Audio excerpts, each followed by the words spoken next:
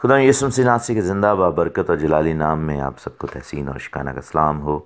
खुदा आप सबको बड़ी बरकत दे। हम शुक्र करते हैं खुदा के नाम का कि हम खुदा उनके कलाम में से सीखते हैं और खुदावंद हमको बरकत देता है अपने कलाम की। इस वक्त हम बुक ऑफ जेनेसिस पैदाइश बैरशीत की स्टडी कर रहे हैं और हमने 33 चैप्टर्स पढ़ लिए हैं और अभी हम 34वें बाब का अहवाल पढ़ेंगे। और हमने 33वें बाब के एंड पर यह देखा था कि किस तरीके से सिक्कम शहर जो है उसके नज़दीक पहुंचकर वहाँ पर ज़मीन खरीदी गई और याकूब जो है वो वहाँ पर डेरा लगाता है और सिक्कम के बाप हमूर के लड़कों से चांदी के 100 सिक्के देकर उन्होंने ख़रीद ली वो जगह। हुआ यूँ कि सिक्कम जो है वहाँ का शहज़ादा है उस शहर का, वो हमूर का बेटा है। और जैसा आपको पता है कि नवाबों के, अमीरों के, ये जो बड़े बड़े बादशाह होते हैं, इनके बेटे जो हैं अमूमन ताकत के नशे में चूर होते हैं और उनको ये होता है कि हम जो मर्ज़ी कर सकते हैं, हमें कोई पूछने वाला नहीं है और हमें कोई रोक नहीं सकता। तो हुआ यूँ कि याकूब की एक ही बेटी है 12 बेटों के अलावा, जो लिया से पैदा हुई थी, जिसका नाम दीना है। तो उसको जो है वो देखता है सिक्कम, उससे प्यार भी करता है, लेकिन उसने उसको ज़बरदस्ती ले जाकर उठा लिया और ज़बरदस्ती उसके साथ जो है वो एक तरह से रेप कर दिया उसका। और अब वो उससे शादी करना चाहता है और उसको अपने घर पे उसने रखा हुआ है और वो दे नहीं रहा वापस। तो ये स्टोरी यहाँ पर हुई है। देखेंगे कि याकूब के बेटों ने कैसे उसको डील किया। और लिखा है कि लिया की बेटी दीना 34वें बाब की पहली आयत, जो याकूब से उसके पैदा हुई थी, उस मुल्क की लड़कियों को देखने बाहर गई। अब जो है वो उन लड़कियों से दोस्ती करना चाहती है, उन लड़कियों को देखने के लिए वो बाहर गई है याकूब की बेटी। और जो है वो उन लड़कियों जो कि गैर कौम की लड़कियां हैं उनके साथ उसने जो है वो एक तरह से ताल्लुक़ और रिश्ता बनाने की कोशिश की है। लिखा जब वो बाहर गई उन लड़कियों के साथ और उनके रसूमात सीखने के लिए, उनको देखने के लिए, तो तब उस मुल्क के अमीर हवी हमूर के बेटे सिक्कम ने उसे देखा और उससे जाकर उसके साथ मुबाशरत की और उसे जलील किया। और उसका दिल याकूब की बेटी दीना से लग गया और उसने उस लड़की से इश्क में मीठी मीठी बातें की। और सिक्कम ने अपने बाप हमूर से कहा कि इस लड़की को मेरे लिए ब्याह ला दे। और याकूब को मालूम हुआ कि उसने उसकी बेटी दीना को बेहुरमत किया है, पर उसके बेटे चौपायों के साथ जंगल में थे, तो याकूब उनके आने तक चुपका रहा। तब सिक्कम का बाप हमूर निकल कर याकूब से बातचीत करने के लिए उसके पास गया और याकूब के बेटे ये बात सुनते ही जंगल से आए। ये मर्द बड़े रंजीदा और गज़बनाक थे, क्योंकि उसने जो याकूब की बेटी से मुबाशरत की तो बनी इसराइल में ऐसा मकरूह फ़ेल किया जो हरगिज़ मुनासिब ना था।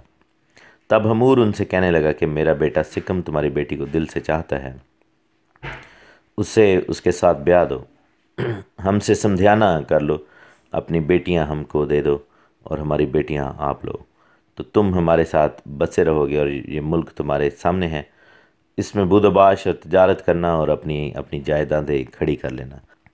और सिक्कम ने इस लड़की के बाप और भाइयों से कहा कि मुझ पर बस तुम्हारे करम की नज़र हो जाए, फिर जो कुछ तुम मुझसे कहोगे मैं दूंगा। मैं तुम्हारे कहने के मुताबिक जितना महर और जहेज़ तुम मुझसे तलब करो दूंगा, लड़की मुझसे ब्याह दो।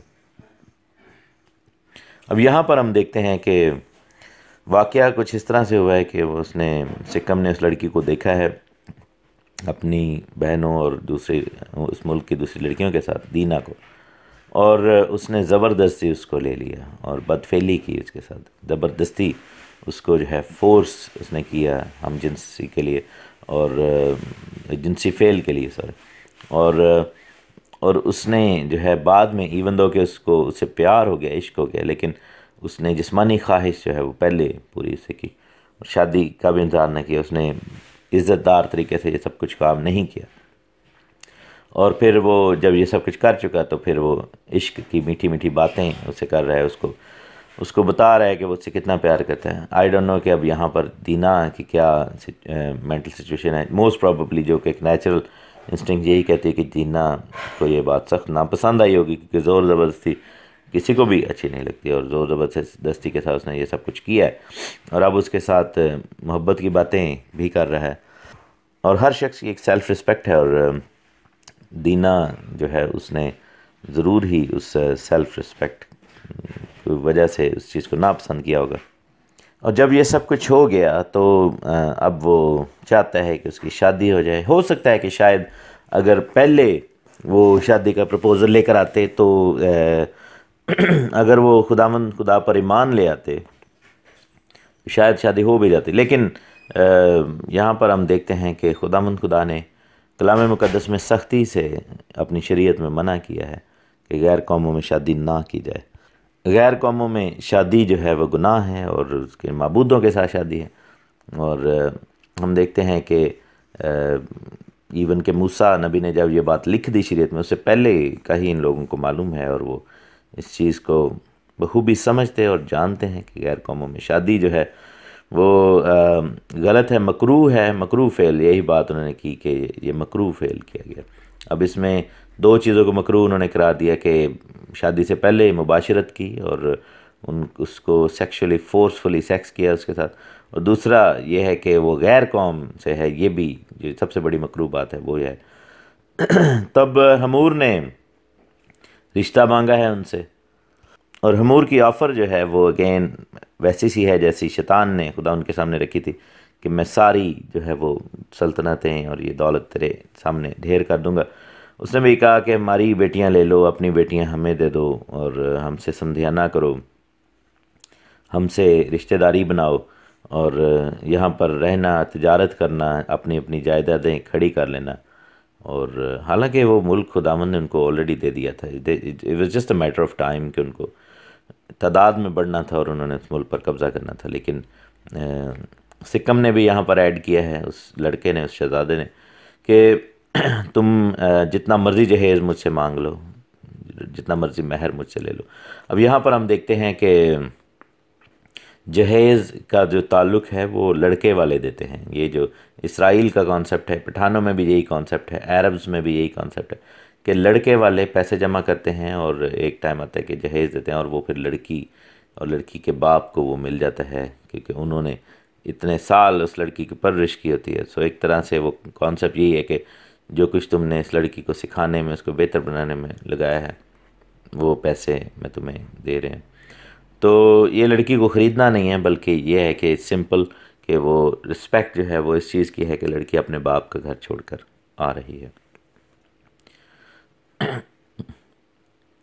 और उसने कहा कि जितना जहेज़ तलब करोगे मैं दूंगा।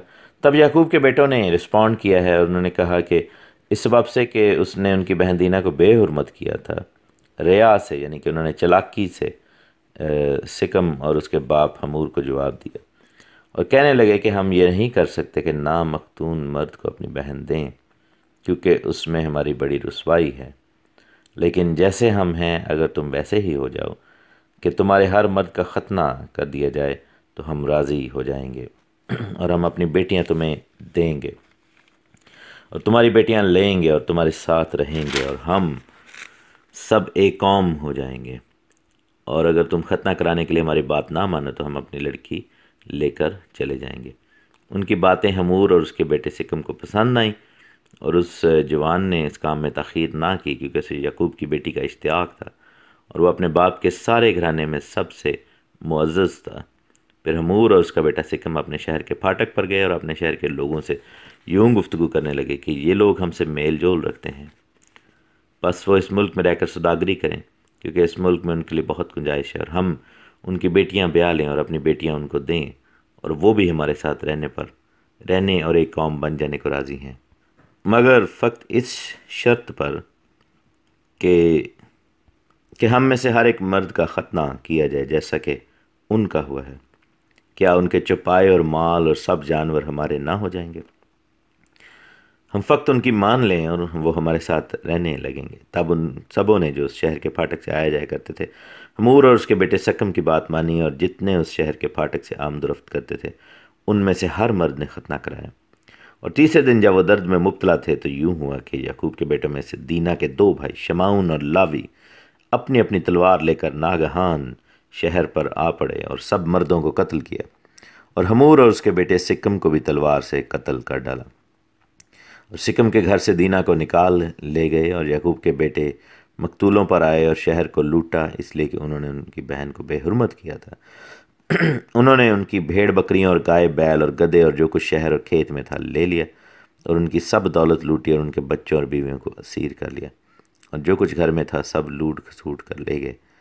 तब याकूब ने शिमाउन और लावी से कहा कि तुमने मुझे कुढ़ाया है, क्योंकि तुमने मुझे इस मुल्क के बाशिंदों यानी कनानियों और फर्जियों में नफ़रत अंगेज़ बना दिया है, क्योंकि मेरे साथ तो थोड़े से ही आदमी हैं। सो वो मिलकर मेरे मुकाबला को आएंगे और मुझे कत्ल कर देंगे, और मैं अपने घराने समेत बर्बाद हो जाऊंगा। उन्होंने कहा, तो क्या उसे मुनासिब था कि वह हमारी बहन के साथ कस्बी की तरह बर्ताव करता। यहाँ पर इस चैप्टर का इख्तिताम होता है। सो ये एक बड़ा स्ट्रेंज वाक़या हुआ है। टेक्निकली जो है वो शिमाउन और लावी ने गलत किया है, लेकिन एथिकली उन्होंने ठीक भी किया है। So it's just very very strange. और हम आगे जाके देखते हैं कि शिमाउन और लावी को इसी वजह से जो है वो बरकत फिर नहीं मिली प्लॉट होने की, क्योंकि अगले चैप्टर में हम देखेंगे कि रॉबिन ने अपने बाप का बिस्तर जो है उसको नापाक की और अपनी बाप की हरम जो बिल्हा है उसके साथ मुबाशरत की, उसके साथ जो है वो उसने एक जिस्मानी ताल्लुक़ बनाया। और रूबन जो है वो उसको फिर जब बरकत देने का टाइम आया तो याकूब ने उसको पलोठे की बरकत नहीं दी थी। उसने कहा कि चूँकि तूने अपने बाप के बिस्तर को नजिस किया है, बिछौने पर चढ़ा है, इससे तुझे फजीलत नहीं मिलेगी। और फिर शिमाउन और लावी के बारे में लिखा है कि वो तो भाई भाई हैं और उनकी तलवारें जुल्म के हथियार हैं, तो उनको भी जो है वो बरकत से महरूम कर दिया। लेकिन फिर अपने जो लिया के बच्चे हैं जो पहली बीवी के बच्चे हैं, उसमें से जो पलोठे की बरकत मिली थी वो यहूदा को मिली थी, और इसीलिए यहूदा में से मसीह आया। तो यहाँ पर देखते हैं कि वो जो वाक़या बरक़ात के वक्त रेफ़र किया जा रहा है वो यही वाक़या है कि उन्होंने सिक्कम और उसके साथ जो है वो पूरे शहर के मर्दों को कत्ल किया था। टेक्निकली गलत कैसे है कि चूँकि वो मान गए, खुदा पर ईमान ले आए और उन्होंने ख़तना करवाया, और अब वो कौम का हिस्सा बनना चाहते हैं। लेकिन एथिकली इसलिए राइट है कि खुदा ने याकूब और उसकी नस्ल को ब्लेस किया था, और यहाँ पर गैर कौमों के अंदर मिक्सिंग होने लगी, क्योंकि जो कन्वर्जन का कह लें कि जो रीज़न है वो लालच है। जहाँ पर जब वो सिक्कम और हमूर ने जाकर शहर के लोगों से बात की तो उन्होंने कन्वर्जन के लिए, कन्वर्ट होने के लिए जो रीज़न्स दिए वो ये थे कि हम इनकी बेटियां लेंगे और इनके साथ सौदागरी करेंगे, और ये बहुत अमीर लोग हैं और इनकी दौलत हमारी हो जाएगी, और ये जायदादें यहाँ पर खड़ी करेंगे, और हम सब जो है बिलाखिर एक कौम बन जाएंगे। और फिज़िकल जिस्मानी सोच जो है वो कार फरमा है, वो सामने नज़र आती है। तो ये सब कुछ जो है वो इस हवाले से एथिकली ठीक नहीं था। बहरहाल जो कुछ भी हुआ उसमें खुदावंद ने इन लड़कों को कंडेम नहीं किया, यानी कि शिमाउन और लावी को, इन मर्दों को, लेकिन ये था कि खुदावंद किसी की हिलाकत नहीं चाहता। तो यहाँ पर हुआ कि उन्होंने उनके ख़तने करवाए, और जब वो ख़तने की तकलीफ़ में थे, सारे ही लोग जो थे वो अपने ज़ख्मों को हील होने का इंतज़ार कर रहे थे और वो उठ नहीं सकते थे, तो इन्होंने तलवारें उठाई और उनको उनकी तकलीफ़ में, जबकि वो जंग नहीं कर सकते थे, दो लोगों ने जाकर पूरे शहर के मर्दों को मार डाला। तो ये एक तरह से बड़ी कत्ल गारत वहाँ पर हुई। और हम देखते हैं कि आगे जाकर यही चीज़ जो है वो याकूब को परेशान करती है, और याकूब ने कहा कि तुमने मुझे नफ़रत अंगेज़ बना दिया। अब वो सारे जो कौमें हैं मुझसे नफ़रत करेंगे, क्योंकि हमने, ये बात मशहूर होगी कि हमने धोखे के साथ उनको मारा है और उनका सब कुछ लूटा है। लेकिन ये सब कुछ अपने बहन की गैरत में उन्होंने किया है। लेकिन इस वाक़े के बाद दीना का जिक्र नहीं है ऐसे, और इस वाक़े के बाद कोई इस वाक़े को रिपीट नहीं किया गया, और कोई जिक्र सिवाय उस टाइम पे जब वो बरकत देना चाहता है तब खुदावंद का बंदा याकूब उनको बरकत नहीं दे रहा, क्योंकि उन्होंने अपनी बरकत को लूज़ कर दिया था। और इन दोनों कबीलों ने जो है वो फिर जो है वो उस चीज़ को जो पेलोटे होने की बरकत को रिसीव नहीं किया। हालांकि बाद में लावी को रिस्टोर किया गया, वो इसलिए रिस्टोर किया गया जब वहाँ पर हम देखते हैं कि लावी के कबीला ने तलवारें उठाईं और उन लोगों को जिन्होंने सोने का बछड़ा बनाया था उनको जब उन्होंने कत्ल किया, उसी तलवार को जो यहाँ पर कत्ल गारत में यूज़ हुई है, उसी तलवार को जब खुदावन की गैरत के लिए उठाया, वहाँ पर भी रूहानी हरामकारी हुई थी जैसे यहाँ पर जिस्मानी हरामकारी हुई। तो उन्होंने अपने उस एग्रेशन को यूज़ किया और लावी जो था उसने जाकर उधर खुदावन के काम के लिए खड़े और उन लोगों को कत्ल किया जिन्होंने जो है वो बछड़ा बनाकर बनी इसराइल से बुत परस्ती करवाई थी। तो उस वक़्त खुदा ने लावी को रिस्टोर कर दिया और लावी के घराने को जो है वो खुदा ने कहानत का काम दिया था, लेकिन शमाउन ने वहाँ पर ऐसा नहीं किया। सो शमाउन को पलोठेपन भी नहीं मिला और कुछ और ख़ास जो है वो ब्लेसिंग नहीं मिली, लेकिन यह है कि लावी को खुदावन ने फिर अपनी खिदमत के लिए चुन लिया था। तो मेरे अज़ीज़ों, यहाँ पर जो सीखने की बात है वो ये है कि हमारे फ़ैसले जो हैं वो जो भी हम करें खुदावन की मर्ज़ी और खौफ में रहकर करें तो ही बरकत पाएंगे, वगरना हम बरकत लूज़ कर देंगे। खुदावन खुदा आपको बड़ी बरकत दे। आमीन।